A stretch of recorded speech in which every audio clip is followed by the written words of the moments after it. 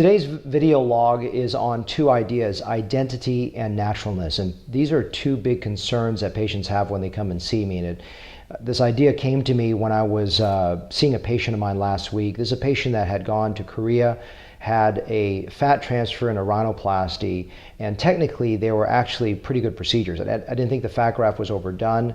She didn't look totally overstuffed. Her rhinoplasty aesthetically was actually very good. I didn't have any issues with the aesthetic appearance of the rhinoplasty. But so naturalness was not infringed upon, in my opinion. But there was something about her identity that looked very different. I don't know if the nose was raised just slightly too high and long to make her look less Asian, to the point where her ethnicity was somewhat violated.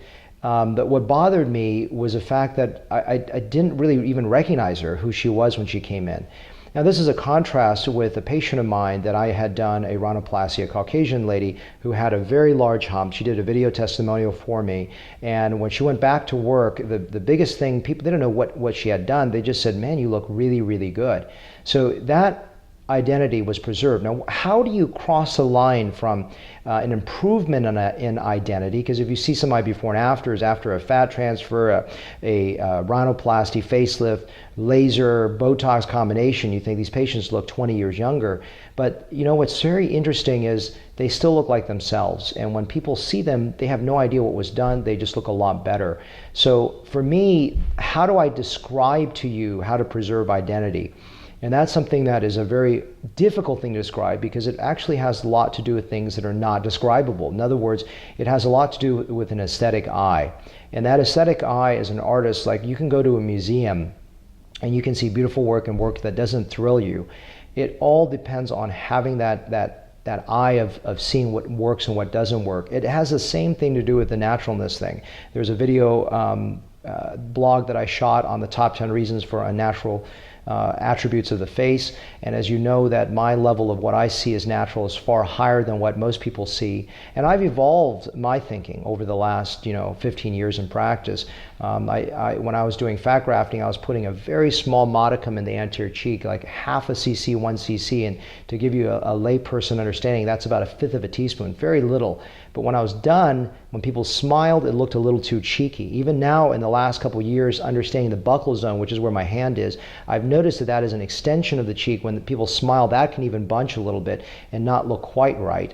Until things settle, if it's a fat transfer or a filler. And that's an evolution of my philosophy when I'm looking at my own results very critically and looking at things that I can improve on. Because when we stop improving, when we start to stop looking at faces, that's when we really stop creating better results for patients. Because there's technological improvements, there is an artistic improvement, there is new understanding of how to incorporate new technologies. And so all of those things are very important, is that evolution involves something that cannot be described in real words. I see if I get this quote right. I saw this on one of my colleagues' Facebook posts. Picasso said, you need to master it like a pro so that you can break the rules like an artist. I may have not gotten it exactly right from Picasso, but I think it's important. First, you've got to be technically proficient at what you do, but then you've got to start to understand things that are not necessarily going to fit that paradigm. And so artistry, which is something that seems very bogus and elusive and not really concrete, whereas I could, think, example, my wife is a scientist. She's an incredibly good scientist. She's a physicist, does research, incredible mathematician, and her brain thinks differently than mine. For me, when I see the world, it is truly, she said one of the things she loves about me, she told me this a few days ago, is that I'm extremely passionate about everything I do. I look at color, and the color strikes my mind. I see a color and it awakens in me an energy, and it's not just some kind of voodoo, yoga color thing. It really has to do with this visceral feeling. And so, like, when I look at art, yes, I was a history major in college, so I love the political reasoning on why this painting was done, whatever it may be, but that's really not the prime motive of when I look at art. I shot a video recently about listening to beautiful classical music with a digital analog converter at night, and I do that now about half an hour to an hour every night. Why am I digressing? The reason is all those elements are about integrating art into your life and embracing it into your soul and your heart. So a large part of how I create works that I create is to look at a face artistically. Because if you look at it with your left brain, if you look at it with am I logically filling a line? Am I logically making something bigger? It doesn't ultimately matter. It matters if the person looks better. Does that emotional connection with the person there, and are they preserving their identity despite the fact that you may have done 4 or 5 things?